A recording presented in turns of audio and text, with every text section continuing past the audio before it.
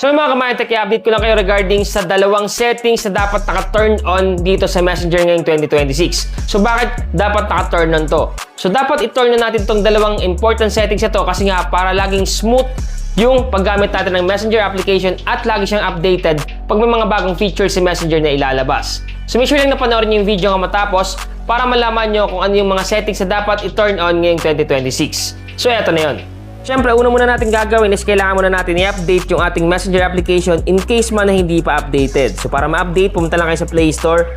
Click nyo lang yung Play Store sa inyong device. Once na maklik nyo na, pumunta lang kayo sa may search bar dyan or search button. Type nyo lang dyan, siyempre, yung Messenger. So once na ma-type nyo na yung Messenger, lalabas yan. Once na may makita kayo ditong update, so pag nakita kayo ditong update, i-click nyo lang. At kung mapapansin nyo mga ka-MyTech, naka-Messenger beta ako kasi nga nag-join ako dito sa Join the Beta. Makikita nyo yan dito pag hindi pa kayo kasali. Pero kung kasali na kayo, automatic proceed na tayo. So click open, automatic mare-redirect tayo sa ating Messenger account. Ngayon nga ba yung sinasabi ko sa inyo yung dalawang important settings na dapat naka-turn on dito sa ating Messenger ngayong 2026. So gagawin lang natin is i-click lang natin itong menu button. Itong menu dito, click lang natin. Pag maklik mo na yung menu button, ito na yung makikita nyo. Sunod natin gagawin is pumunta lang tayo sa may settings dyan.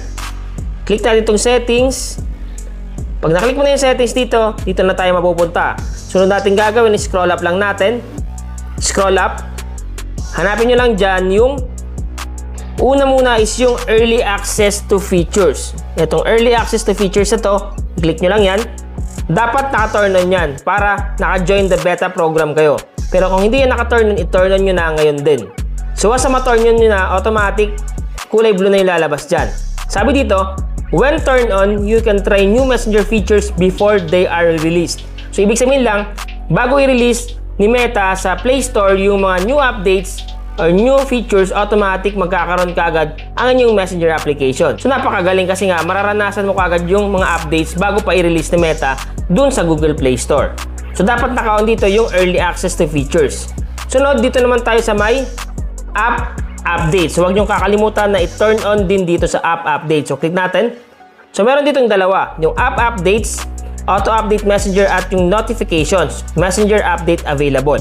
So dapat lahat yan naka-turn on. Kasi nga, once na may mga bagong updates, automatic papasok agad at mag-update ang inyong Messenger application. At smooth siya gamitin, hindi siya mag-hang kasi nga, laging updated. So dapat naka-turn on yan para laging smooth yung paggamit nyo ng Messenger sa pag-navigate, sa pag-swipe, sa pag-chat, sa pag-video call, at kung ano pa man.